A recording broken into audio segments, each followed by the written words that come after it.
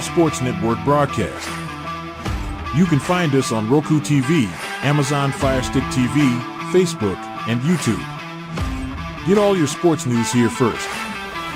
The daily podcasts are Ken and Ken in the Morning, Lions Talk with Smoking Jeremy B, Wrestling Roundup, The Big Football Show, and more, Shield TV, Lions Villain Report, and Red Zone Rant. The afternoon podcasts are Valhalla, Grosef Sports, WCFL Dolphins Talk, The Cheap Seats, The Bodkin Show, Spirit of Detroit Podcast, and Maniacs. The nightly podcasts are Hallis Hall Report, Frozen Tundra Network, Skull Gang 365, The Huddle Sports Network Open Mic, First and 10 with Foz, Main Event Football Show, Prime Sports World, The Man Cave, Prim and Proper Sports. Spitballing Podcast, Lions Fan Cave Chat, Puckett, 313 Den Podcast, The Guys Huddle, Shots from the Sideline, Let's Talk Sports, The Michigan Truth Sports Podcast, Off the Rails, NFC Northeast, Power Hours, and Detroit Lions News. Make sure you follow. Here locally in the community, make sure y'all go check out Kneecap Bodies by Jeremy Jones.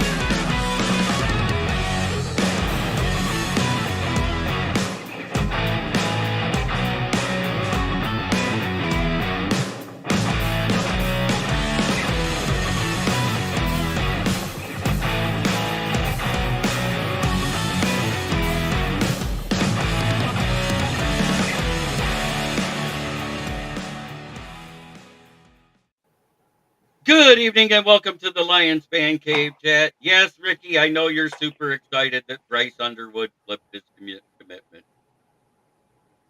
Thank you. It happened. This is the Lions Fan Cave Chat, guys. I got Will Vogel. I got Austin. And I got Bistrilla the Thrilla in the house. How's everybody doing tonight? Pretty damn good. It was a long day, but a productive day of no work and chill out with my best friend.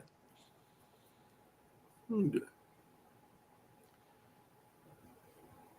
Went to a new restaurant that was it's a Bobby Flay burger restaurant. Pretty good. So, not a lot on the Lions injury report side other than Ennis Rakestraw is out. They're going to decide by 4 o'clock tomorrow if they'll elevate Mosley this week or not. I'm thinking it's going to be next week myself. Roderick Martin's active. Everybody's playing. Laporta, all them guys. If it says questionable, they've been playing 99.9% of the time this year. So I'm not worried about Terrion Arnold or CD3. Are any of you guys worried about that? Nope. Mm-mm. Now for the Colts, DeForest Buckner looks like he's out. Zaire Franklin looks like he's out. And that's two big keys Hey, to Megan. their defense. Hello, Megan. Good to see you. So I don't know how they're going to stop the run without their best tackler in the linebacker room and without their big nose tackle. Those are two big injuries I don't know if they can overcome. Because we all know Joe Flacid will pop in a Viagra and pop up if AR's hurt. Right. And which AR are you getting? Are you getting the one from last week? Or are you getting the one pre-benched Anthony Richardson? Because you just don't know. Mm-hmm. We haven't seen him do 2 games consistently in 2 seasons now while he's played. Because even during his rookie campaign, it was fine, JB, have it your way. 1, 2 calls coming for you. Yeah, we heard all off season how Goff was the worst quarterback in the division, other than maybe Sam Darnold. We've heard all this talk that Caleb Williams was going to get an MVP, or Jordan Love was going to get an MVP. And then Sam Darnold started having a good season. Oh, Sam Darnold's going to win MVP. And then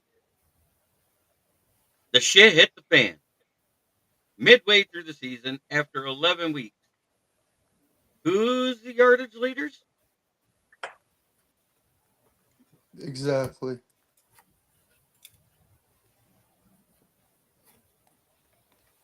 No, that's just for the NFC North, right? No, Yeah. I'm just saying, in the NFC North, I mean, and Nick Wrong calling him a civilian. fuck Nick Braun. That dude's a Yeah, I fucking know. joke of an analyst. All he does that And shit then for is clickbaits. And then you go to the touchdown leaders. And out of those 4 players in the NFC North, do you know who one of those are with 4 touchdowns this season? For wide receivers, for touchdowns? Raw. No, Roz got the most in 9. The 4 other ones, 4. is Addison one of them? Jalen Reed.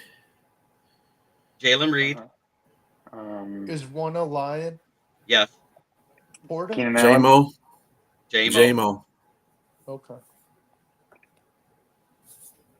And I think Naylor is the other Naylor's one the other from the one? Vikings. If I remember right, Jordan Addison has 3. I'd have to look it up, but I could have swore. Yeah, Jordan. I think when Jordan Addison was out, Naylor was stepping up. Yeah, for he was him. stepping up and he was balling pretty good there for a few games. So, I know Ricky Saccott. We've all had Goss back. After the extension was done, nobody had shit to say. He was our guy. That's all we knew. And if you look at the contract, he's the guy for a minimum of 2 years. If he gets us a Super Bowl, guess what? He's getting restructured. Yep. Just watch. That's the way it'll go down. Amen. Eric What's up, Dalton Eric? in the chat. Long time no see, brother. Yeah, DeForest Buckner's playing. He's on. He had a resting. He's on his resting thing. He's a veteran, so and he's old. Actually, their injury report, besides Bernhard Raymond, who's the tackle, didn't play. So it doesn't look like he's going to play. And But I was everybody told else is Zaire playing. Franklin was out. That's what they said this morning. He said he's rested. I'm looking right at the Indianapolis injury report. It says that he's resting the player. They're resting him as well. So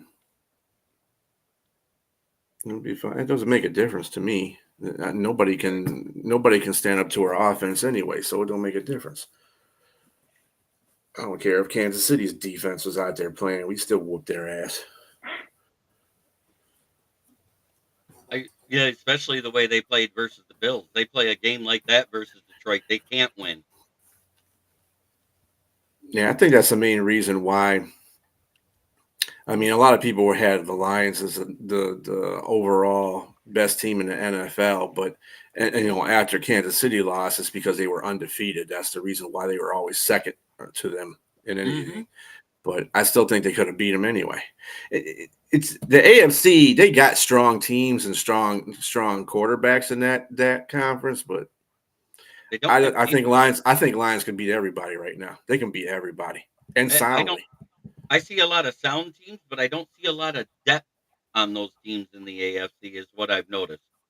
You get past their top stars, and it's like if anybody's got to come off the field, and I'm not even saying for an injury, there's a drop-off in play. That's what I've been seeing. Ralph Williams, good to see you. Well, it's kind of like watching the Pittsburgh Cleveland game last night. Pittsburgh looked pretty decent. I mean, kicking field goals to win a game ain't the greatest idealist, but a win's a win no matter what. But at the same time, you lose to Cleveland. Yeah, that wasn't a good look. And I'm not going to use they played in the same weather, so you can't use that. And you guys are both Midwestern Northern teams, so the weather shouldn't have been as big an issue as it was. Where I did see an issue with was passes over 20 yards by both quarterbacks because neither one looked like they could hit a barn. Yeah, I think just the teams in general, both of them. I think Cleveland had more motivation, But I think Pittsburgh just was like, look, I don't want to play in this shit. Let me get up out of here. They kind of had that look the whole game. I mean, yeah, they came close. They did take the lead at one point, but it was like Tomlin didn't have them guys ready to go. Right. It looked like something was off all game, whether it was play calling, whether it was Russ, whether it was the defense. There was something off. And even the Browns didn't look that great either. So don't say that they had a fantastic game. They just won. They did enough to win. That's what I saw. Well, they're not a fantastic team either, so I didn't expect much. I did expect Pittsburgh to come in there and roll them, but that's not what happened. And I don't want to hear about the division despair. That don't make no difference either. You're in the same division, so you should know them. You should beat the hell out of them. Right. It's any given Sunday when you're playing a divisional opponent. We've all known this for years. How many times has the worst team in a division smacked the top team? It just happened last night. So don't say it doesn't happen. I ain't gonna happen to the Lions. I'll put it that way. I don't think so either. But that's separates, another show. That's what separates the boys from the men. Wednesday night will be an extended version of the NFL Roundtable Talks because we got to do our pregame show, boys. Let's go. Extended show. So as soon as the pick'ems are done. Good evening. Just came from a Colts content creator to get their take. He talked about was the dysfunctional locker room and nothing on the game. Oh, JBJ. Oh, no. The views and opinions of JBJ does not reflect that of kneecap biting with the Motor City Lions, the Huddle Sports Network, nor I smoking Jeremy B. We did picks last night. This Brian. Week, What's that? We actually did the picks on Wednesday, and they had to be in by Thursday night by 7 p.m. prior to the Thursday night game. J.I. messaged in there and said, Baby Elijah is doing well, but in the ICU learning how to breathe. He's healthy. Mom's safe. Mom's healthy. And all this is coming out of his pocket because he doesn't have a social security number yet for the baby to be added to the insurance. No. No. But that happens. You can always get that refunded too. I just want to have our regular season best game on December 5th. FTP. Make them think they walked into daddy's house and send them home butter. Amen. From your lips to God's ears to BTA. Belts to ass.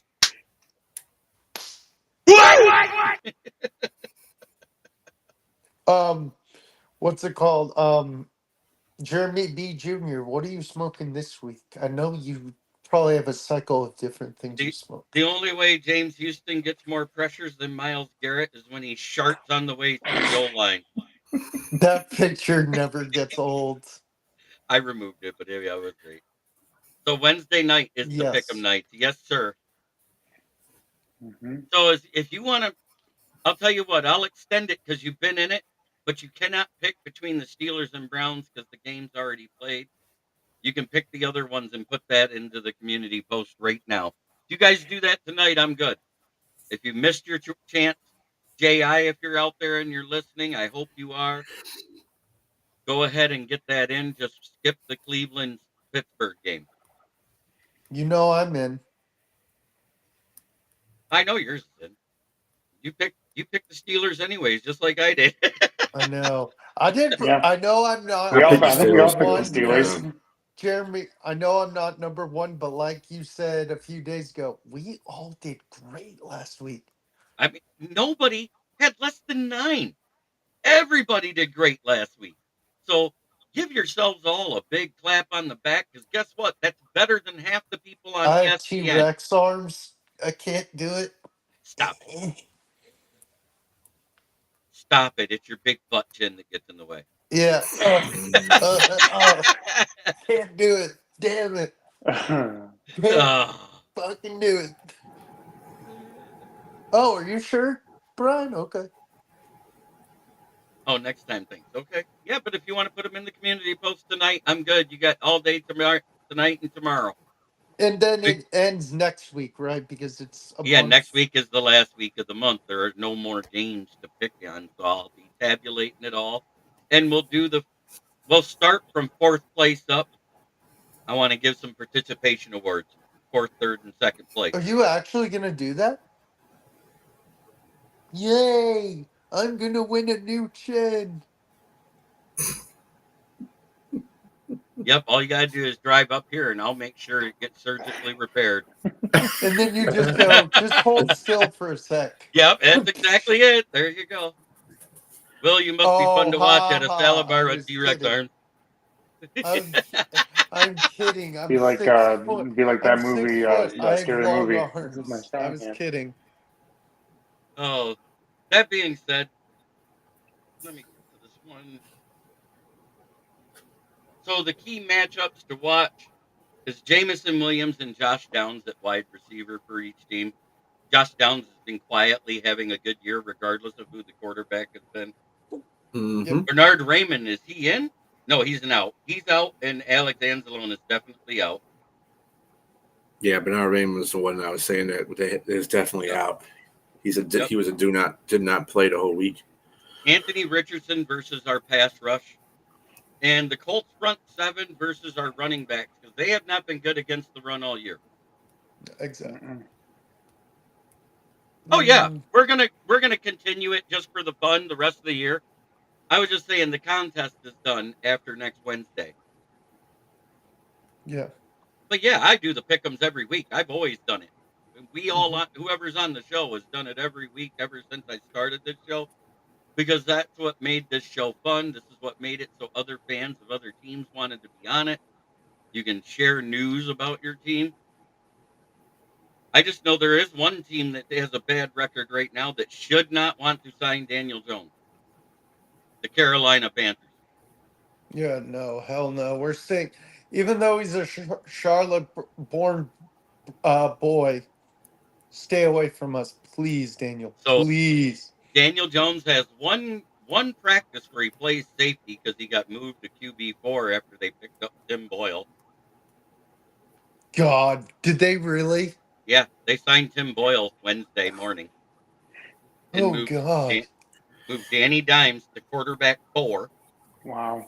Oh, gotta love those New Jersey teams, man. Moved Tommy DeVito to quarterback 1 and totally skipped Drew Lock. Yeah, I know. Drew I Lock was is pissed. shocked. Drew Lock Yeah, was he's pissed pissed. about that. He is pissed. But I guess after he talked to the GM, he understands it now because they don't want to take a chance at winning a game. How's Detroit Dom doing? He's doing all right. I'll be back. I need to get something to drink. Yeah, go right ahead, sir. 33.6. We're first in scoring and points. Okay. So looking at some of the stats, you said the run game would be important for the Lions. Yeah. Colts are averaging 143.1 rushing yards per game, which is 28th in the NFL, 3.22 yards per contact, which is also 28th, and has given up more 10-plus runs yards in the NFL with 48 allowed on the season. Mm-hmm. So on paper, it sounds like it's going to be a great day for Gibbs and Montgomery to get some action. And I'll tell you what, they give up a lot of touchdowns in that secondary, too. Yeah. Which is crazy. That's something that the Lions just don't do. We don't give up passing touchdowns this year. I don't know what's going on. We're holding quarterbacks to the lowest QBR rating in the league right now. Yep. And that's because they're usually targeting over the middle where the two high safeties are, where smash and grab is taking everything away. These guys. Oh, BB. I say 14. I say 14. I think it's a 31-17 type of game or a 28-14. It's going to be one of those type of games. And if it's more than that, they're not scoring past 21. I just don't see it. If we put out the belts to ass and go full board, good Lord, if it looks like it did versus Jacksonville, they'll be curled up in the corner crying for mercy. Good Lord. 8 straight scoring drives, 7 touchdowns, and a field goal. That's belts to ass. Bet Well, the Lions by AF. 18. you posted in one of our chats, Jeremy, and I saw it myself. That Part of kid my that take, video. guys, was Oh, saying that within the last 2 times we played Jacksonville, we hadn't punted at all, and like right. outscored them 92-20. Mm-hmm. 120 to 20. Oh, 120-20. Yeah, the one we've beaten the Jaguars in the past 2 seasons by 100 points, people. Jeez. Ridiculous. I think the Jags need to be demoted to the CFL. I thought it was not 92 to 20. Somebody said 120 and one, or maybe they were talking about how much we scored in the last 3 games. I don't know. I don't know Yeah, I think it either. was. I think Austin was right. It was 92 to 20, but that's still a That's still disparage. outrageous. It is, However and we you look at it. haven't punted. So we haven't punted, and we've scored 10 touchdowns better in a safety. Mm-hmm. I'm still not upset with that. Mm-hmm. No. And the one game they beat us, what was it, 4 years ago? I think it was the last year that Patty Matty, or the first year we had Dan Campbell, was the last time they beat us, if I remember right. It was either 2020 or 2021. But I It might think have we been had that. 18 in that game, if I remember right. And that's where the 120 came from, or we had 28 or something.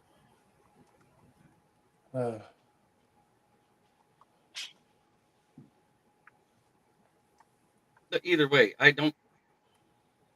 This is another one of those games where I said, even if everything goes bad, I think the Lions still win by a field goal. This feels like it's one of those games. Yeah. So Jacksonville hasn't won against the Lions since 2012. Okay. Really? So it's been that long since they beat us. Okay. Wow. I Never remember mind. one of the games. I remember one of the games that they played. It might have been in 2016 I think it was in 2012, where they had Jalen. What's it? Ramsey. Ramsey. Yeah, they Ramsey. had Ramsey, and he was all looking sad on the bench because they got beat. They got beat down by the Lions in that game. It was like, it was. It ended up being 31-14, but I think the Lions were winning like 23-0 at one point, and the Lions just gave them a couple touchdowns. But yeah, 2012. So what was that? The end of the Schwartz era or the beginning of the Caldwell era? That was Might have been middle of the Schwartz era. Okay. That was the middle of the Schwartz era because Schwartz left after the 2013-14 season, and that's when Caldwell came in. Yeah, Jacksonville. Yeah, Jacksonville has not fared too well against the Motor City Kitties. They haven't scored more than 19 points in any of the last 5 affairs. And we've put up, I think the lowest amount was 7 points, and that was back in 2016 that we won by. So, Oh, when we beat them 7-0 that game? it was 26-19. Oh.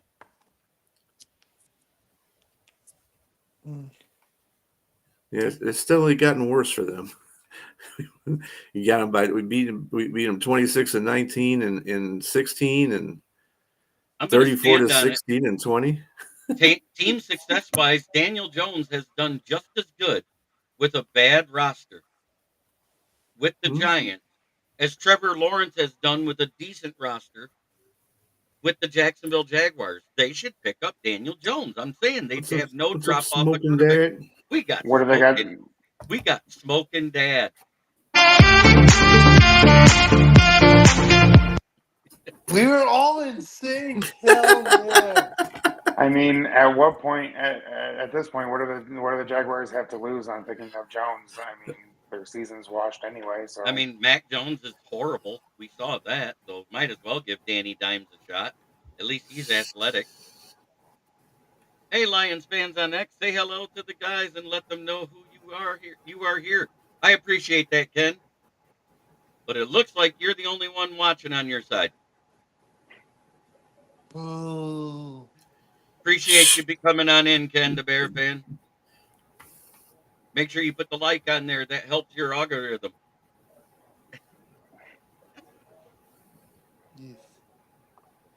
Oh, look at that. We'll put a like in the middle of the show. I tried to eat it. I was hungry. That being said, that's for everybody at home, no matter what platform you're on. Always hit the like button. Nice. That means they at least clicked on the link. I appreciate it, Ken. Hmm.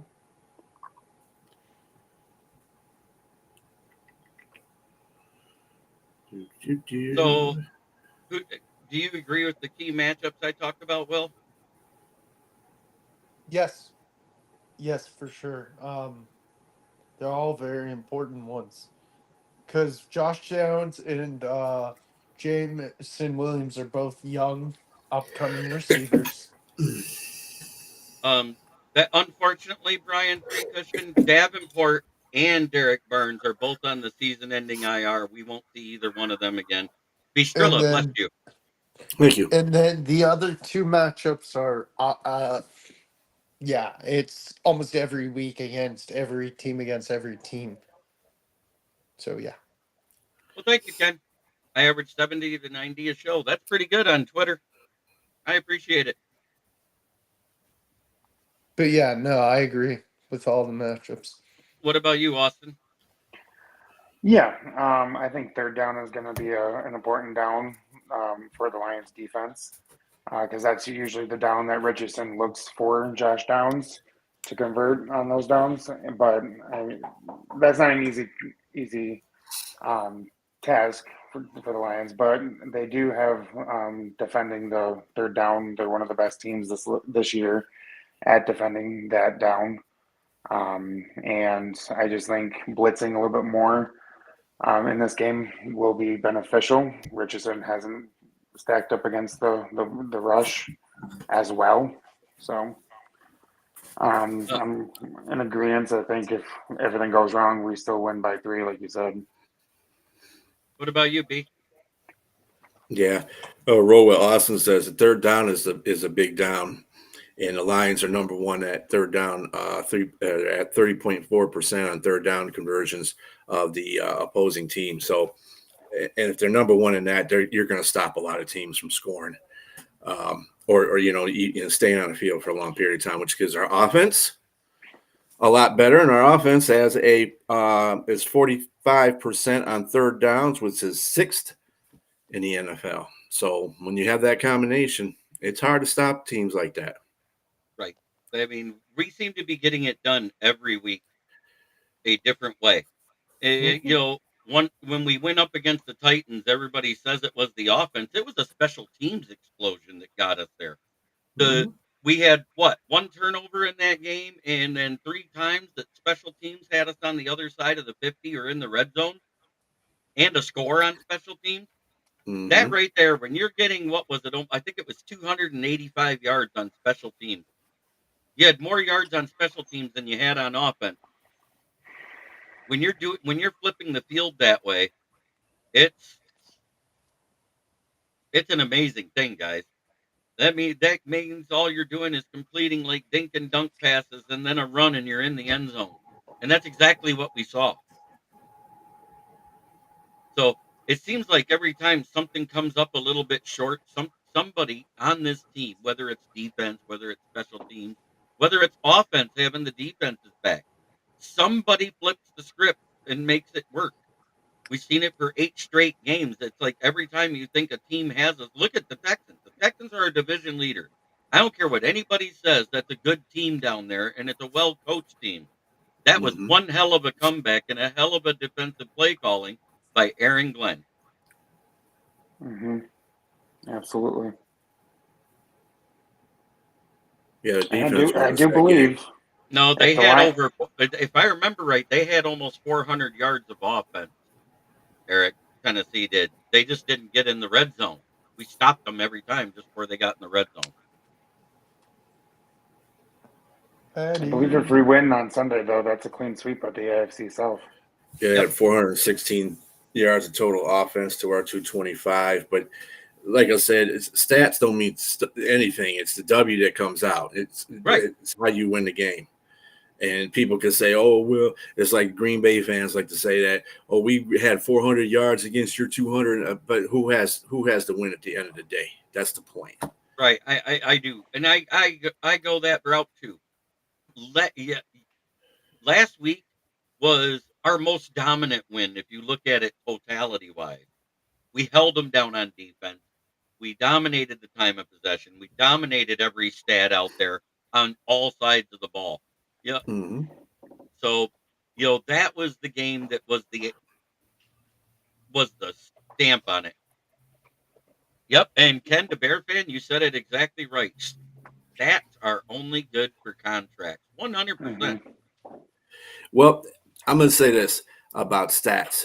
Some stats that the NFL uses as projections of things are baseless stats. The stats that you really got to look at are like percentages and stuff like that. Those are the stats that you kind of look at. You don't look at total yardage because that don't mean nothing in a game if you lose. Even if you win, you can even if you have small yardage and you win. I mean, what's that saying? That just means that your defense bend don't break, and then your offense took advantage of whatever turnovers were there or whatever. So I mean, those kind of stats are baseless, but the percentage stats are usually the ones that tell you about the team itself, like the third down Very percentages true. that Austin was talking about earlier. Very true, B. Those are good stats. Very true, B. Michael, I'd say the Cowboys and the Seahawks are the most satisfying wins for me this year Yes, so far. I agree because beating the Cowboys, getting revenge from last year, and then beating the Seahawks, getting that over the hump of Campbell can't beat the Seahawks Or Dallas. or Dallas. Yeah, it had to be that one, those two games and the Green Bay game. Oh, hell yeah. Well, any divisional win will be satisfying. Yes. Yeah, Minnesota too. Yeah, Houston was good too. Mm-hmm. Houston was a good comeback. Satisfying. I don't know about saying satisfying because Houston is a really good team, and we don't really have any. The team itself doesn't have any bad history with Houston, so it's that was it the was most just a aggravating game. Yeah, it was. It was an aggravating game. Oh, but it was two good coaches, two good teams, and it came out to what everybody thought it was going to come out to be win or loss. It was going to be a 3-point game. So, yeah, we all said it. We all said it right here. Win or lose, it was a 3-point game. Did we think we were going to win at halftime? I don't think any single one of us. But you know what? I wasn't panicking. I don't know about you guys, but I literally said, well, let's see. There's another 30 minutes of football to be played. Mm-hmm. Right. I wasn't concerned about it all either. I was just like, we need to get our asses in gear. Yeah, I was concerned by some of the play, but not overall. The funniest thing of the whole night, I have the TV muted so I can't hear it because I'm talking with Fred Peterson through Messenger. Mm-hmm. He goes, man, what the fuck is going on with our Lions? We're down so big and blah, blah, blah. And I sit there and goes, all we got to do is have a turnover to flip the field. I look up and I see Dan Campbell on there talking as I'm saying this into the microphone.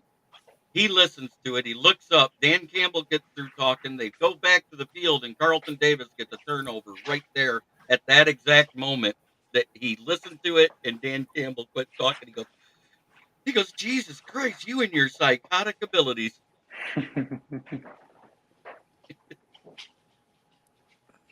I love the Green Bay game to show Isaac Chata that Love folded like a lawn chair under pressure. Is that Love's real name? No.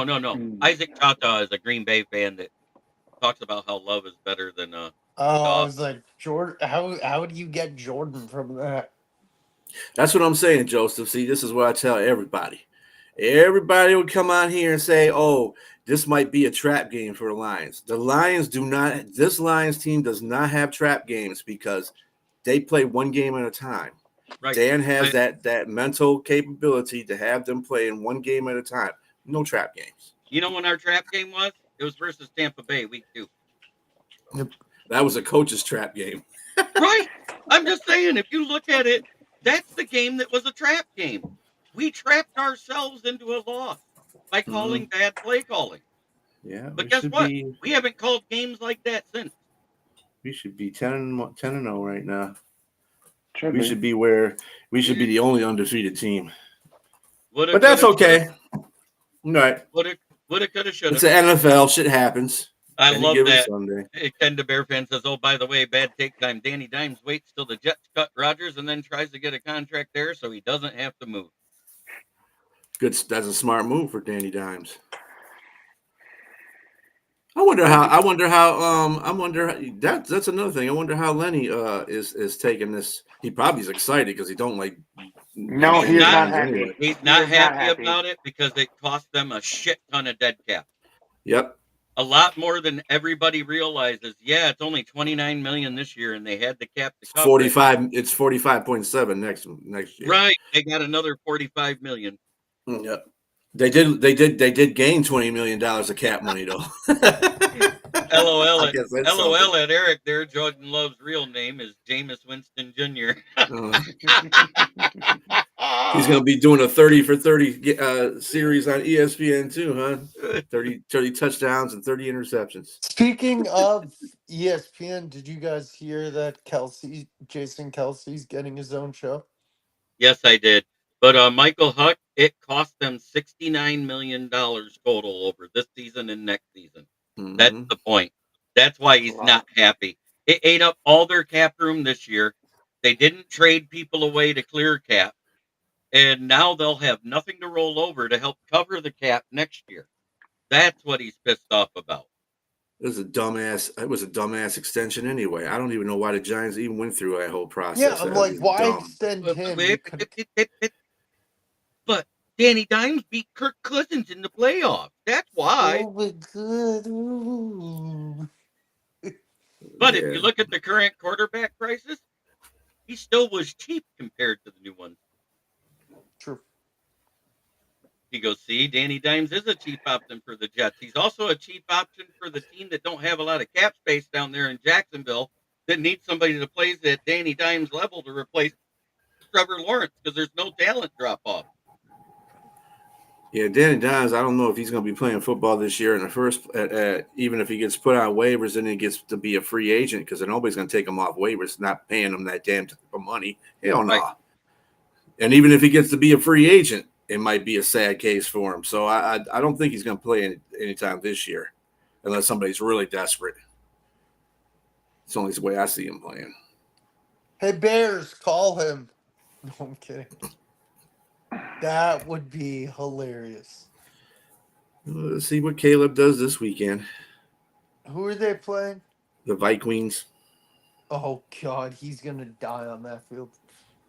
So I had a Cleveland Browns podcaster comment in another group about the whole Zadarius Smith contract thing. And he literally said, I've been trying to tell all the Lions fans in our group that this was a really good deal for the Lions because we restructured them before the season hit. It took all of that guaranteed money and turned it into signing bonus. So that way Browns were on the hook for all of it. Only thing we're on the hook for is the cap hit. Danny Dimes should be paid in pesos because he ain't worth a dime. I call him Denny Pennies. Some people call him Denny EBT. That was another one I heard. Danny food stamps. Danny food stamps. Crypto, no, don't give him that much. Yeah, I'm not giving him crypto unless right. Unless you're talking away. Patty. Daniel Jones to the Raiders. I don't think they're that stupid. Why add a bad quarterback to already bad quarterbacks? I mean, they already got two bad quarterbacks there. They don't need a third. I'm just saying, if you look at Trevor Lawrence's career team stats and look at Daniel Jones' career team stats, they are dead even. Mm-hmm. The same amount of wins, the same amount of losses. They're within 1% of completion percentage to each other. They're within 3 touchdowns of each other. They're within 2 interceptions of each other. They're the same guy, just one has long flowing hair like Thor. Sunshine. That's sunshine. Yeah, sunshine. Exactly. Sunshine's still getting paid for a national championship and not delivering in the NFL. I loved him at Clemson. I am pissed off at him in the NFL. You should have loved him for 1 year at Clemson because he was dog shit the next 2. Yeah, he was.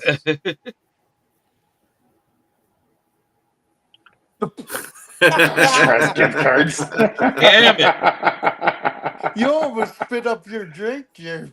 Yeah, I almost lost the computer right there, guys. It was close. Good job, Eric. Okay, Danny. Pick a He toy he from gets the me with those every shelf. now and then. Okay, Danny, pick a toy from the shelf. And I was watching the Frozen Tundra Network, and I commented. I said, "Hopefully, you guys play better in the snow than you did in the rain versus the Lions, or you'll lose to the 49ers." Yeah. That's And their Purdy's hey. not even playing this week. I know. That might, they were talking about that too.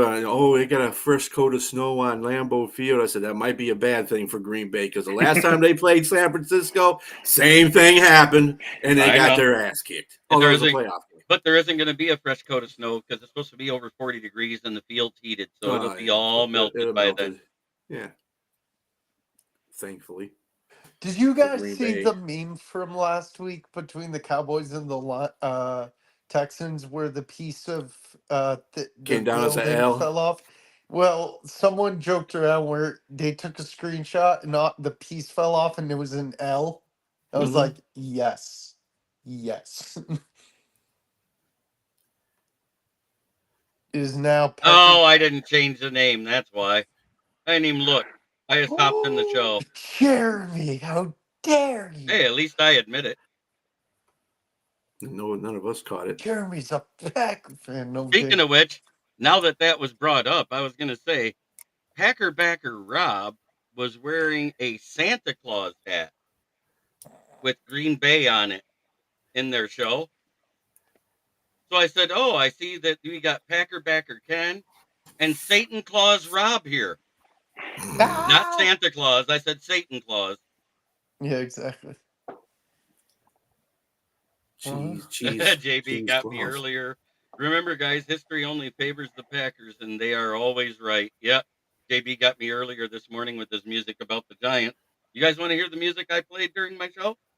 This is the Giants front office right now. I swear, Jeremy, that's that music, and it's Kyler Murray and Bryce Young's Tiny Elf music. No. Kyler Murray's playing way better than Bryce Young. You don't put them two in the same category. Okay, is that Garden Gnome Leonard's music? That's Garden Gnome Leonard's music. Let's see. Let's do this right. Look at him dance. Oh, boy. Dude, Leonard needs to make one. Someone needs to A dancing gnome. A dancing gnome. There you go. I was actually the one who called him Jay Glazer. Jeremy's the only one who called him Pasty Jay Glazer. You know what they told Daniel Jones after he didn't want to play safety when he said he was going to quit playing football yesterday? They said, "You are the weakest link. Goodbye." Oh man, I love that. Daniel Jones said, "Oh, you got me. Drop me down to playing on the practice squad, basically, and then you got me playing safety. Oh, I'm out this bitch." That's his way of saying "fuck you" without saying "fuck you." Yeah, basically. Play the theme for Trolls when Bryce Young comes out. Bryce Young, since he came back after being benched, has actually looked like a totally different quarterback. Yeah, So actually. remember they've gone 2-0 since he came back, and I'm saying if the Chiefs are caught slipping and have a game like they did versus the Bills, the Panthers have a shot to upset them. Yeah, I'm not picking them to. I'm just saying. I mean, see, that would be considered a trap game for Kansas City. Yes. Right. Because that's a team that ain't built like Detroit. So a trap game could get them. So I'm trying to think. And we just saw them. We just saw them finally have a game where they had twice as many penalties as the other team. Daniel Jones is as useful as a toothbrush at a meth house. Dang. Oh wow. And it's about the same for Trevor Lawrence. Mm-hmm. Yeah, but then let's see, what was I going to say? Um, as far as Kansas City is concerned, yeah, they better come to play because I'm telling you right now, Carolina's going to come to play, and it's at their house, so they better get that. That's what I'm saying. That's the difference between the Lions team and all the rest of the 31 teams in the NFL. The Lions are just built different. They're just built different. That's why when that Houston game was on there, I had people texting me like, "Oh man, the Lions are going to lose. I'm going to stop watching the game." I said, "Go ahead and stop watching the game. When you wake up tomorrow, the Lions are going to win. You're going to see the Lions win on there." So, man, they're losing by 16 points. I said, "And you obviously didn't watch. You haven't watched this team over the year. You haven't. They ain't built that way." Ken the Bear fan, oh God, LOL. Yeah, that's what I say about the Bears too. Wouldn't that be funny as look into Bear fan? I said I wouldn't be surprised if they sleep past them. Trevor Lawrence is the love child of Tiny Tim and Fabio. God, Eric's roasting Eric's on a Sunshine. roll. everyone tonight. Sunshine.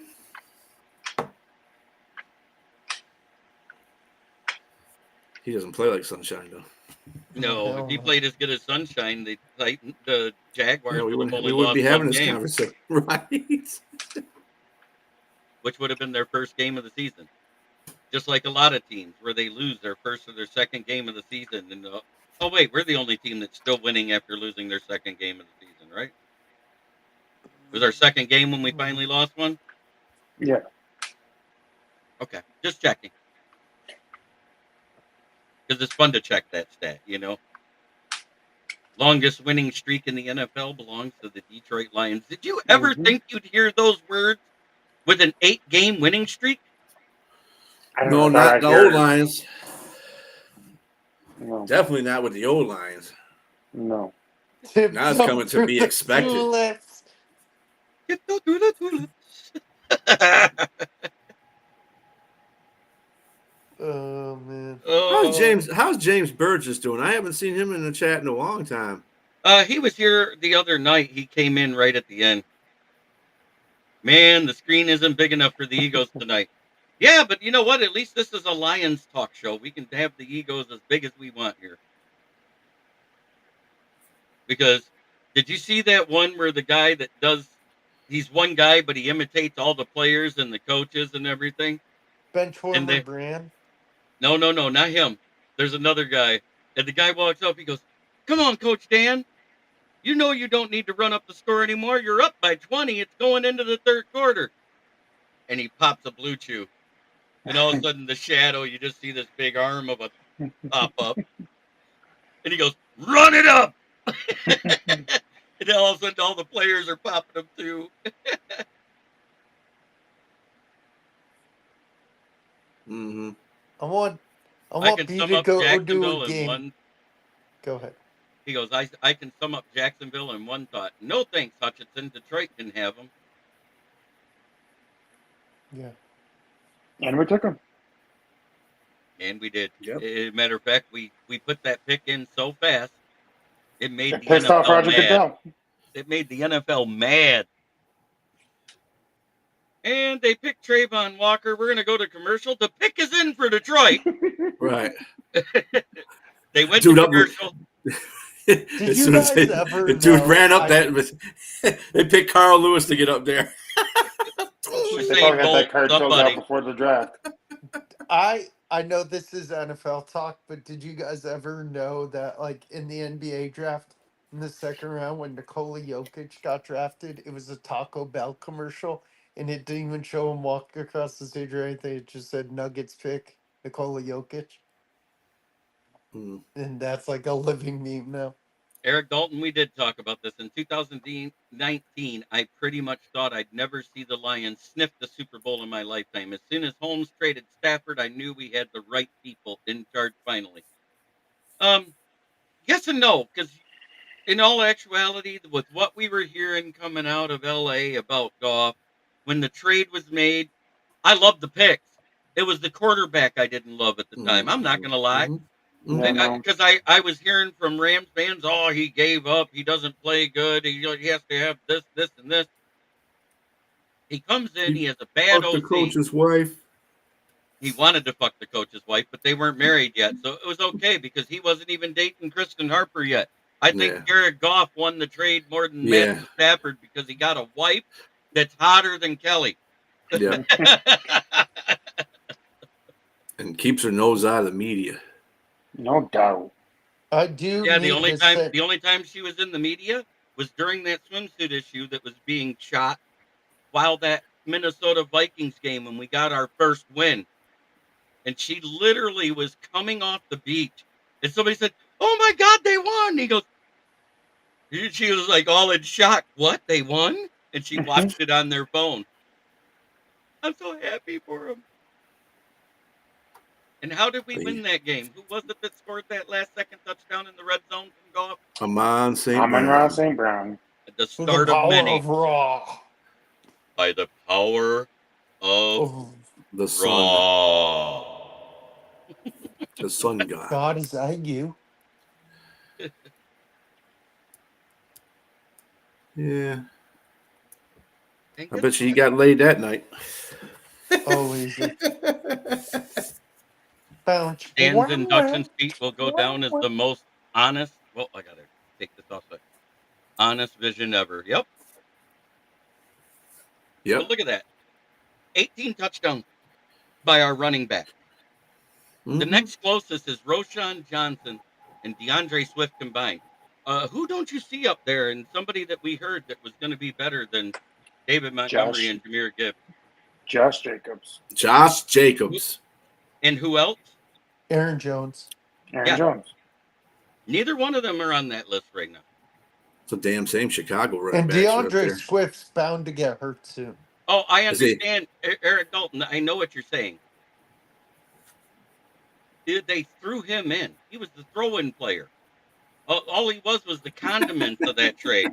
The burgers were the first-round picks, and the bun was the third-round pick. We know. I love that. He's a free pickle slice you get with your burger and fries.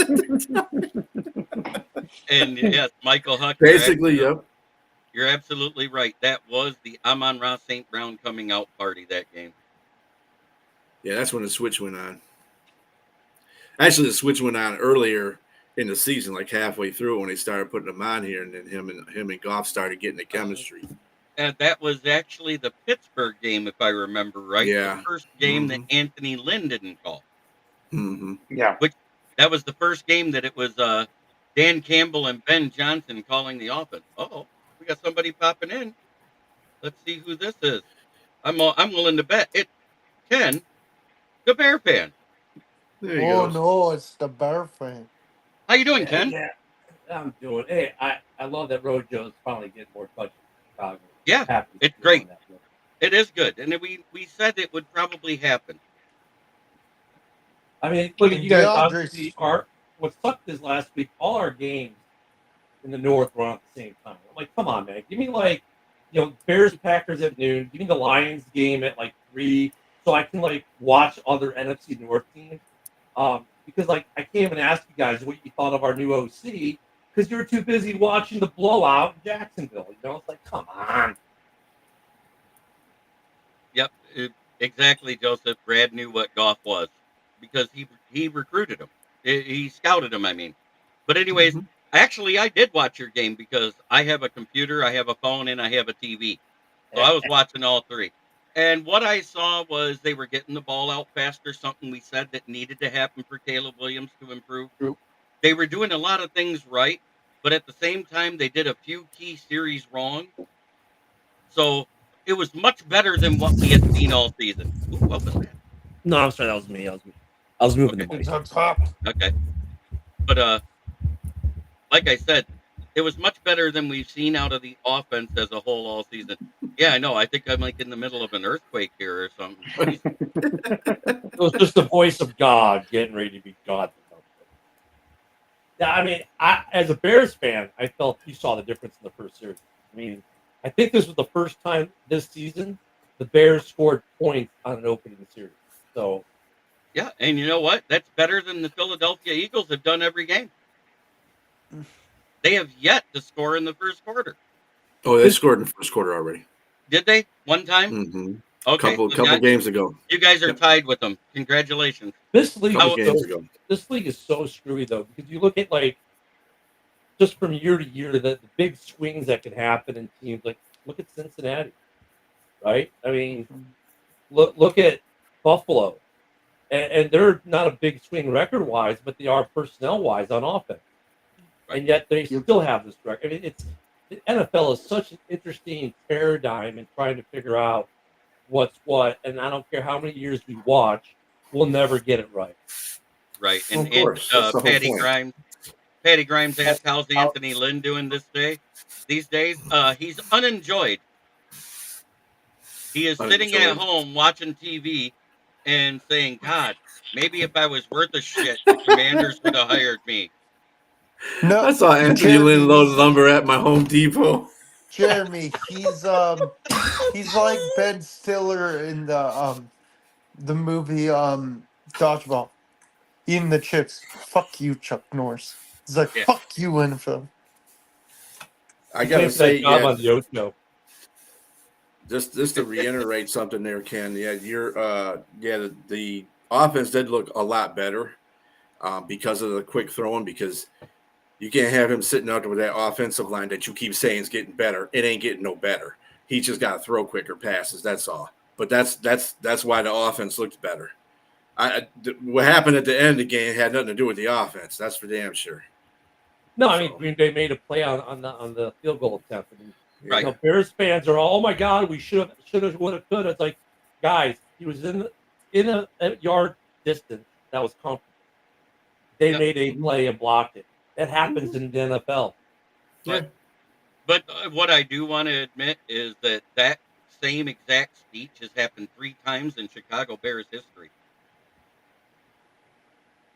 About, they were stacking the box against the run, and that's why we ran the clock down on an early down and took a timeout to go for a 40-plus yard field goal. I agreed with Luce, though, because look, you took 2 sacks in that drive to start the drive, right? And somehow you still managed to move it. I get it. You don't want to take any risk of a negative play that puts you on a Cairo Santos field goal range.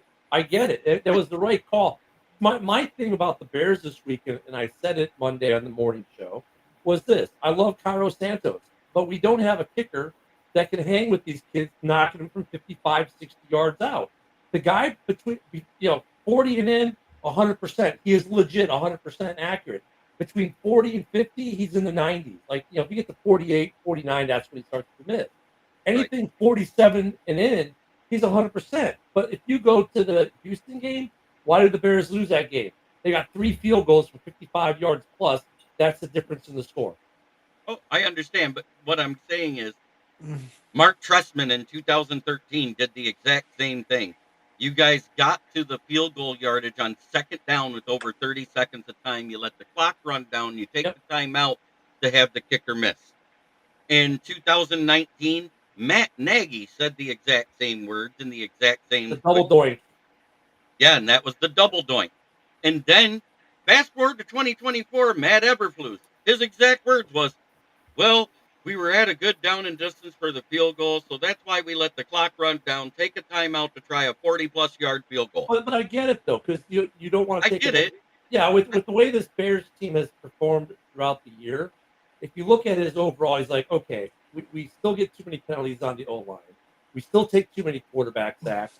Why risk a negative play? When you're already there, just take it, win, and go home. He wasn't being greedy. And, look, if the Bears make the field goal, no one complains. But because Green Bay made a play, some Bear fans, you would think you took their dog out back and shot it. I personally, at 34 seconds left on the clock, would have at least rushed up to the line and let Roschon run up the middle for a couple of yards, then called the timeout. Or maybe at least just go up there and do a hard count so you can get a free 5 yards on a penalty. Right. That's what I'm saying. I could have seen that. That would have made some sense. And not don't run a play, but maybe try to do a hard count and draw an offside. Or get a free shot. Or be in that formation that I'm talking about where you can run Roschon Johnson because you still had a timeout to stop the clock, is what I'm saying. Try to draw him offsides. If it doesn't work, snap the play, give it to Roschon, let him run up the middle. If he doesn't gain a yard, who cares? You're still in field goal range. It's getting better in Chicago. I mean, look, we've lost 2 games this year that were complete heartbreakers. I get it. I get where some Bear fans are, but this team is not a bad team. The defense is still performing relatively well or really well, and the offense improved last week. So signs are looking north again. So, Right, and I gave him credit for that. Like I said, I Mhm. didn't knock him. I not the only thing I knocked was that last series. That's it. Other than that, I was good with it. You know what I'm saying? I'm no, gonna I tell you get that. right now. I'm gonna tell you right now. You may look at everything as being positive. That's good because you're a fan. That's what you're supposed to do. But at the same time, I would not if they don't let go of Eberflus this year, they're going to be fucked. I, You I, I'll totally disagree for this reason. I mean, and like Mike, Bear Down Mike would agree with you, right? He's like, well, just go out and get a DC. If you fire the head coach, just go get another DC. You can just go get a DC, no problem. This defense is Eberflus. And he's got they're a top 10, 11, or 12 right now. I know the numbers keep shifting, but they're in that top third of the league in defense. And your problem was offense. And you just now let's see how on the Bears shows we said, look, we're going to table this fire Eberflus discussion. It's like week 17 or 18. Let's see how the offense works under new leadership.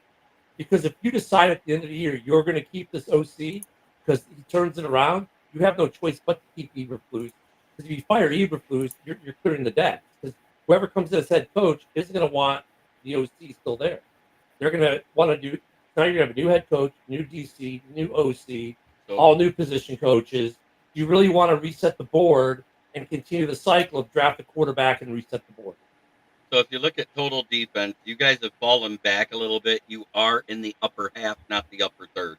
What is it I don't now? think. It was 12 You guys have last fell to week. 14th. All right, we were 12 last week. Green Bay Right. was 11. The Lions have moved up from 19th to 13th. The Packers are at 12th, and the Vikings are at 10th. How are the Now, Packers at 12 when they gave up more yards? They gave up more the stat line. The Bears, I mean, look at stats count for this and context, right? The stat line was completely in the Bears' favor Sunday. So I don't understand how they maintained or went back one spot and I, went I'm back 7. I'm just repeating what Yeah, it says, that's buddy. weird. But okay. Passing Maybe, defense, the Packers are 13th. Oh, who backed up? no, he's back up. Austin. We lost him. Okay. So the Bears defense are the best passing defense in the NFC North at 197.4. And they're the best red zone in the league. So that's why I would say it's premature to fire Eberflus. now I don't know about the better red zone. No, they according to I think Fox, Austin just had they have an number one red internet zone. drop out there. Or he had a phone There you call. go. According Sorry to about Fox, that. according to Fox, the Bears have number one red zone defense in the NFL, which is I'm fine. I looking mean, at it's it right great. now. It just means we give up field goals and not touchdowns. But I mean, the problem's been offensive. It hasn't been defensive. I thought the way he ran the clock in the first half was good. Unlike Trestman and Nagy, we're not getting a bunch of challenge flags that are wasteful. Overall, What's killing the Bears defense is where you guys were really good last year. You're not as good this year. run Vikings defense. Yep. defense is run defense at 74.4 is number one. Lions are 5 at 94.8. Next Man, I up don't is know the what Packers at 14, I don't know what the issue is with that because the personnel. and the Bears are 23rd, Yeah, and they tied were with the first Colts. last. I mean, they were first last year, so I don't know. I don't know what the. I mean, we've had some interior guys go down the interior line. Maybe that's the difference. The linebacking core is the same. Line is almost the same. I don't know. I mean, Brisker maybe. I don't know. Brisker being out might have some impact, but that's the thing that concerns me about the Bears is Brisker. Dude, he's gonna be out what, like 10 weeks with this concussion? So Actually, you guys are second in red zone. Los Angeles is in third. The Chargers, that is. Right. Denver Broncos are in third, and Detroit's in fourth. That may. I mean, they're at game time. They were saying that, but then the Chargers played later, so that may have actually changed. Eric, But yeah, I mean, yes, but Eric's right. Like he was, hey, Ken, you summed up the Bears since '85, and you're right. And that's one thing Foles has said. Let's break this cycle. That's why I don't think Eberflus goes anywhere. I think that if Brown wins his 8-week audition and wins the job in these 8 weeks, right? They'll keep him as OC and keep this coaching staff intact and give them one more year. And if the coaching staff doesn't do what the office and the fans want to do after year 2 with Caleb, I think they clean house. But I think Foles is committed. And the only way I see Foles moving off this commitment is if Eberflus completely loses the locker room. If that happens, then Foles may fire. But I think he's committed to keeping the coaching staff primarily intact. Well, for because Fields. the only reason why I'm saying anything is because you basically have the same front seven except for a few key additions as far as rookies, correct? As last year. We have an interior. Oh, who is it who's hurt in the interior? We had one down in the interior. I mean, yeah, I don't know. But I'm just saying to start the season, Yeah, I you don't. had the same nucleus of guys and added in some rookies, correct? Well, no, we didn't really add in that rookies. I mean, you're right, Jake. We have some rookies, but they've been like sprinkled and they're not starting. I don't know what the issue is with the run defense this year because and pretty much the same. Last year, you guys ended the season at 68.5 yards per game against you. You were the number one rushing defense in the league. Yeah. And this year, you've doubled it. So I don't know what it is. I can't figure it out. Neither can I. Brisker being out, that's what I'm the saying. back end. That's the back end. That shouldn't have as big of a deal up front. Well, you know what I'm saying? He comes up to the line and does some things, and sometimes he'll pull an offensive lineman's like attention. That's not happening. But even before he got hurt, the numbers were bad. And JV, I'm like you. I've been trying to figure out what the issue's been with the run defense because the scheme is it's basically all the same. I guess they adjusted to us and we didn't adjust back, and that's but maybe they're getting over. I don't know what the deal is. They got to figure it out. At the same time, your pass defense has gotten better a lot than better. It was last year. A lot better. So you have a flip flop of what happens on your defense. Yeah. So I mean, and I understand that too because you're playing against teams that mostly pass the ball. There's not too much running. I mean, Houston was one that ran, had a good running game. Although I don't think they had Mixon in that game though. No, but with the Bears is they did have him in that game. He got hurt in that game. That's what it was. Yeah. You know what it's been, Zilla, though? It's the problem with the Bears for the most part as far as the run. They've been giving up one or two big runs, like 30 or more yards. They give up like one or two a game, and then after that they're pretty good at 3 yard, 2 yard. Look at the goal line stand against Green Bay. They show flashes, but they give up these 30-yard or 40-yard runs that they get gashed for. And that throws the whole skew off. So their problem isn't that they're worse on the run overall. It's that they're giving up big gash plays, and that's completely skewing their numbers. Right. Well, it is that time of night when we got to get our score predictions in. What do you have, B, for us? What is your score prediction for the Indianapolis Colts with the Lions going into Indy? I'm going to say 34-17 and just double them up. Okay. Well, 37-17. Odd number, but okay. Austin, what's yours? I think we're going to get the pre-benched Anthony Richardson in this game. It's going to be a little on the high side, but I'm going to go 41-17. Ken, what do you think about this game coming up? Lions in Indy. Austin, you said 41, right, Austin? I did. Because I was thinking 42 for you guys. 42, I'm going to go 42-16. 3 field goals and a lucky end-of-game touchdown for Indy. Eric Dalton, I love him. He's funny. He's trying to do the hot takes. And he goes, in a nutshell, your coaching staff is Ray Charles, Stevie Wonder, Jeff Healy, and Helen Keller. It used to feel that way, man. I mean, it used to feel that way. I don't know. I don't know. It's been a culture thing. I think they're working really hard at changing the culture. And I hate to admit it, but at the same time, it has, to us Lions fans, because we just went through this, it reminds us a lot of the Bob Quinn, Matt Patricia era, where no matter what they try to do, it just doesn't work. It doesn't gel. It doesn't come together. Do you see what I'm saying there, Ken? Yeah, no, I get it. I think that the only difference between, say, the Matt Patricia era is we're already catching glimpses, right? We're catching glimpses. I mean, you can see it's there. It's just now a matter of this team figuring out that there's something that's missing, right? Like, be it in during practice in the meeting room, be it with the guy not making a play. They're always right now. They're in that position where you can see it, you can feel it, in your bones. That's there, but for whatever reason, it's not materializing yet because there's something is missing. And when they figure out that one something, the whole thing's going to change on dime like it did in Detroit. Okay. Well, I have it. I'm gonna say 38-17. I was gonna go 34. I think it's 38. I think we're gonna get 5 touchdowns and a field goal because all of us Lions fans are like this about Jake Bates. We're all worshiping it right now because it hasn't missed yet. Jeremy, I gotta run. I know. That's why I went ahead and had you do your. I thought you were just gonna back out after you gave your score. Oh, But thank you, Will. have a good night, guys. What's Bates' All right, long? Will. Have a good one, Will. What's that? His long? What's Bates' His long this year is 58. See, that's what I'm talking about.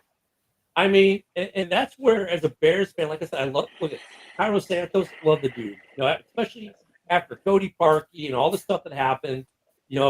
He's been a stabilizing force as far as the kicking game in Chicago. But you look at even Dallas, who sucks, has a guy who can bang it in from 63 yards out. The Texans have a guy who can bang it out from 65 yards out. Atlanta has a guy who can bang it out from 60 yards. There's like. But who's falling apart of late because he's missed 6 of his last 7. Yeah, because I had him on my fantasy league, and I had to get rid of his ass. But I mean, there's something to be said. I love Cairo. He's not like he's totally expensive. I would not be surprised if at camp next year the Bears bring in one of these young guys with one of those 70-yard legs, because if you look at some of the games, man, they're being decided by 58-yard field goals. The Texans, I can't tell you how many times a game these guys are kicking 52, 55-yard field goals and winning. My dad comes in and goes, "Now, yeah. Eric, you reminded me of the old Helen Keller doll. Wind it up and it runs into walls." Hot take. Love tosses a rare interception. Oh, wait, that's as rare as sand at the beach. This year it seems to be, yeah. Yeah, I mean, him and Mahomes. Good Lord. Yeah, but Mahomes, though, like you proved it already, though. Mahomes has always been prone to interceptions. He just gets a lot of them called back. He's just not getting the flags this year to call them back like he normally gets. Well, he got a lot of them to start the season. He just didn't get them on the road this week. No, he didn't. He definitely, and credit due to Buffalo to win that game. He was sitting there getting ready to fall to the ground. He's just before the line. If you actually look where the ball left his hand, it was past the line of scrimmage. But they go by the quarterback's feet. Right. Any part of the body. Yeah. Right, but his hand was past the line of scrimmage, and when the ball left it, that should have been intentional grounding and a turnover on downs with them getting the ball in the red zone. I'll say this though, with the officiating. I know the Bears filed their official complaint about the long snapper getting mauled by the Green Bay defense. I'm like, whatever. I mean, what's the NFL going to do? Our bad. We'll make sure it doesn't happen again. I mean, look at some of the face masks that people have been talking about this season. I mean, every season it seems like there's an assault on referees about one type of call or another. This year it's special teams on field goal attempts and face masks with quarterbacks specifically. I'm like, okay, whatever. You get some, you get some, and you get away with some. That's a no-no, Eric. We don't do political jokes. That's a no-no. That's a no-no. Yes, Rob might like it, but we don't. It's just like I'll make it like Mike Tyson. Mike Tyson, after the Paul fight, they asked about the knee. He says, "I don't want there to be an excuse." I think the same thing with the officials. They're part of the game. What did we do before replay? Right? It was part of the game. We were taught when we were all coming up playing sports. What did our parents teach us? It's part of the game. The officials are a part of the game. What they do and don't do is all part of the game. But it is that time for me to do the division. Bottom or top, B? Bottom. We'll let Ken enjoy this. At 4-6, 0-1 in the division, it's fuck the Bears. Soon to be 1-1 in divisional, mind you. You are not 1-1. You are 0-1. No, I said soon to be. Oh. Yeah. And at 1-2 in the division because they beat the Bears, it's FTP. Fuck the Packers. 7-3 is their record. And because the Lions skull fucked them, they're 1-1 in the division and 8-2 overall because they got skull fucked by the Rams too. It's the Vikings. Last but not least, 9-1 and 2-0 in the division is the mighty, mighty Lions. Out to be 3-0 next week. We'll talk about that later. We'll talk about that next For week. Wednesday. Yep. Yeah, Wednesday I'm just going to do an extended version. It's going to be the NFL Roundtable Talk right into the Lions Fan Cave chat with our game being the next day. That way, only people that have to leave are the ones that aren't Lions fans. Hey, also, all I'll say about Thanksgiving is I'm happy we got the early game because we're having Thanksgiving at 3, which means I'll get to watch the game, then go do Thanksgiving. Thank God we didn't get the 3 o'clock game or I'd miss it because that's when food's going to be served. So that's probably what Dallas is the 3 o'clock game, which is great because no one's going to want to watch that. So no one's going to want to watch the next 2 games. Tommy DeVito versus Cooper Rush. Yeah, I mean, it's like the 3 o'clock game is perfect for them. That's when everyone gets turkey. So no one's going to watch it. It's perfect. And then you got the Miami Dolphins coming to Green Bay for the night game. That one might be fun to watch. It really depends on the temperature. If it's below 40 degrees, the Miami won't win. Well, no, it depends on how many interceptions Jordan Love will throw that night. Mark my words, if it's below 40 degrees, Miami won't win. It also depends on how Tua slides. Yeah, no doubt. Or tries to tackle somebody when he throws a pick. Well, think about it. His last, that's what I was about to say, JB. His last concussion was because he threw a tackle. It's like, dude, stop. You know, like be a quarterback. How crazy is that? He throws a pick to DeMar Hamlin and tries to tackle him and ends up with a concussion. DeMar Hamlin of all people, right? I mean, that's what I'm saying. How crazy of an oxymoron is that? Because he's not even starting safety for the Bills. He was a backup playing that got the pick. It's just some of the storylines in the NFL with some of the stuff that happened. There has been some wild storylines this year. Oh yeah. I still can't believe we're already at week 12. It just goes by so damn quick. I know. It's like we beg and we wait for preseason to get over, and then it's over. And it's like, hey, we're halfway through the season. What? Yeah. And we're already talking about draft picks and playoff positions and we're talking playoff positions. We're not talking about draft picks. We're talking draft picks. Actually, we're talking about seeding position. I don't like the way the NFL did this year, with there being so many divisional games on the back end. Yeah, however, and they did it in every division. Yeah, and that's what's going to make it really interesting in some divisions, especially for the wild card. Because believe it or not, the Bears have a pretty decent path, depending on how we do, of course. But they still have a pretty decent path for the next couple of weeks. We'll see how it shakes out.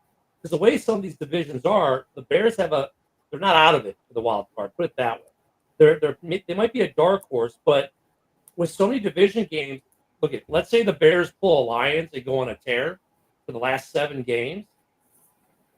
You know what I'm saying? I mean, and it's the NFL, any given Sunday, look what just happened in Cleveland, any given Sunday.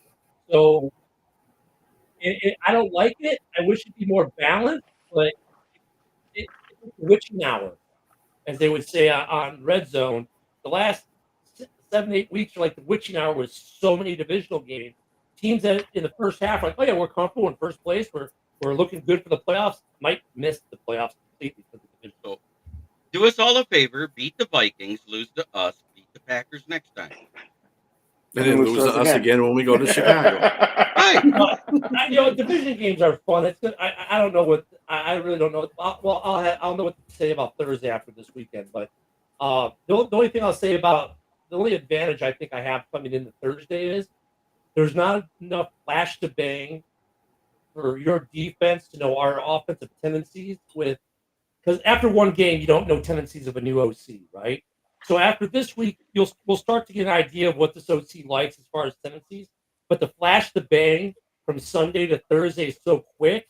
I don't know how much you can implement or change based off that. If the Bears have any kind of advantage, that's just the only small advantage I think they have coming in is no one will really have a bead on the tendencies of this OC yet. You got no kind of advantage. I'm just letting you know that right Well, now. that's like, well, I mean, I think the thing that people don't understand, and I'm not saying this because I'm a Lions fan, but when I've watched the Lions through all these years I've watched them, this team is definitely built different than any team that I've seen in the NFL lately. And it's like, we were talking about the Houston game earlier where people were counting them out at halftime, even Lions fans, some Lions fans. Well, Houston gave you the door and you took it.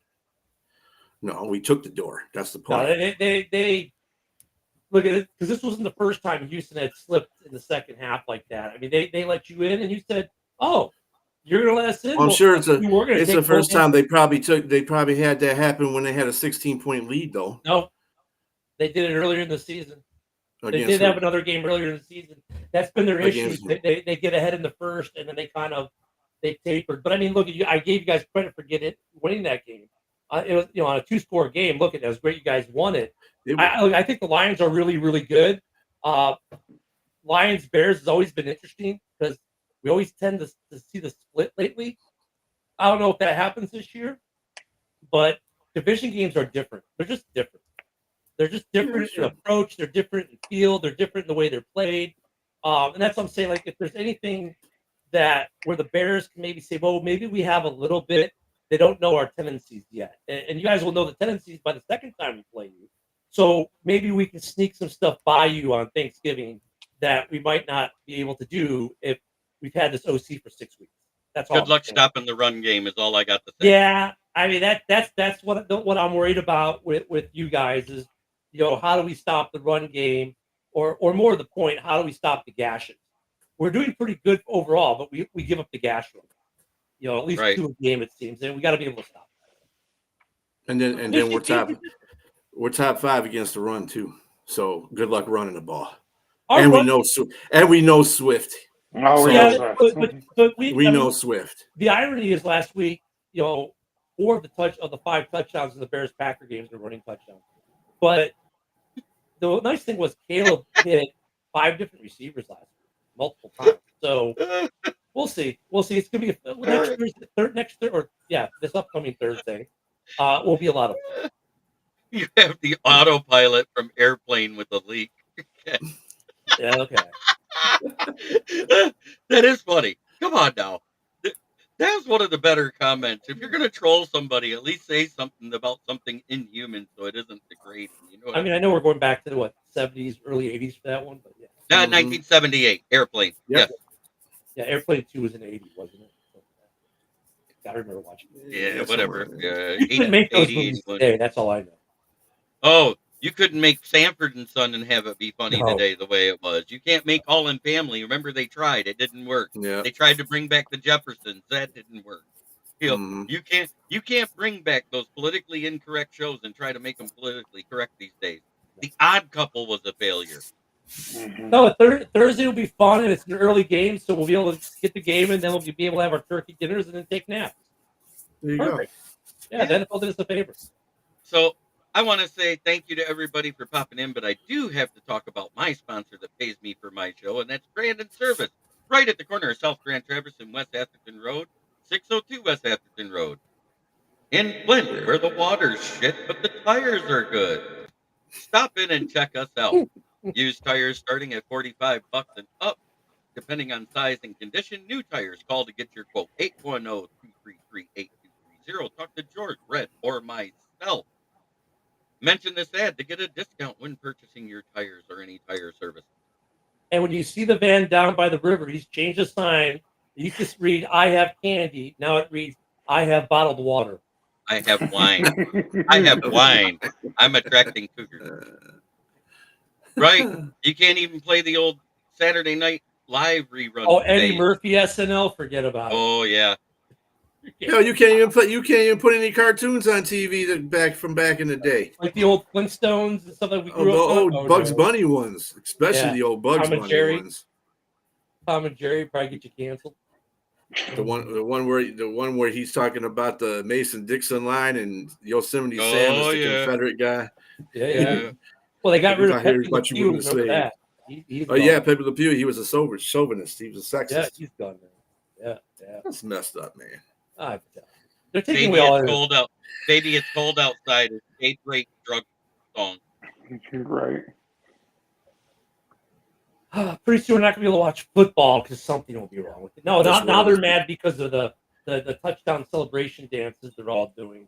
I'll say it. They're doing the Trump dance, and now they're mad that these guys are doing that little Trump shimmy. Yeah, when they do the sacks and the touchdowns and all that. Yeah, stuff. and they're getting mad, and like people are like, "Oh, how dare you show that? We're taking names." It's like, dude, let the NFL players do their little.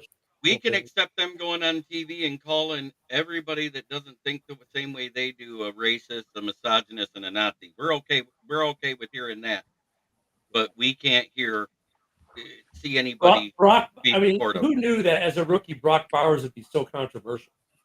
Brock Bowers, Nick Bosa. Yeah. So Nick Bosa got 11,000. Here's the one thing I didn't get.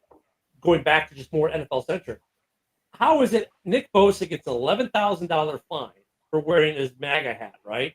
But the guy from what's his name from the Texans, when he sucker punched Roshan Johnson, who was just sitting on the bench minding his business, got the exact same fine. Those are both the exact same fine in the same week. And Branch got 10,000. But no, in the exact same week as that, Branch got a $10,000 fine for his hit helmet to helmet on Green Bay. That was all in the same week. I want to know. I want to know what the NFL's fines. And he got 10,000 for the double fingers. Yeah, we need to get a copy of the NFL's fine schedule because I don't understand how you could cold cock a guy. Like, look, he threw an uppercut at Roshan, who's just standing on the sideline, and that's the same flag or same fine as a helmet to helmet or Nick Bosa wearing a MAGA hat or someone wearing the wrong socks. Or, what is I mean, come on. Some of these things are obviously demonstrably worse than the others. It's called Goodell. When you get rid of Goodell, you'll get rid of this shit. It literally says that the fines in the NFL can go anywhere from $1,500 to $50,000 per incident. That's all it says. Yeah. It doesn't say what's for what. It just says that's the amount. Well, they do have rules and reparations of those penalties. Like, you're not supposed to be bringing any political paraphernalia on the field. That's why Bosa got hit. But at the same time, it doesn't make a rhyme or reason. Certain ones get fined certain amounts compared to other ones getting fined. But a fine is a fine. Yeah. And they're getting more ridiculous with it, to tell you the truth. That's what it is. If you're gonna find Bosa for a post-game thing, it wasn't during an official game. The stadium was empty by that still point. In the stadium. Still in the stadium. I mean, but if you're going to find him 11,000, and you're going to find the guy who cold cocks the guy, throws a punch, which is an assault legally, okay, and you're going to find him the exact same amount of money, that doesn't make sense, Roger Goodell. Right.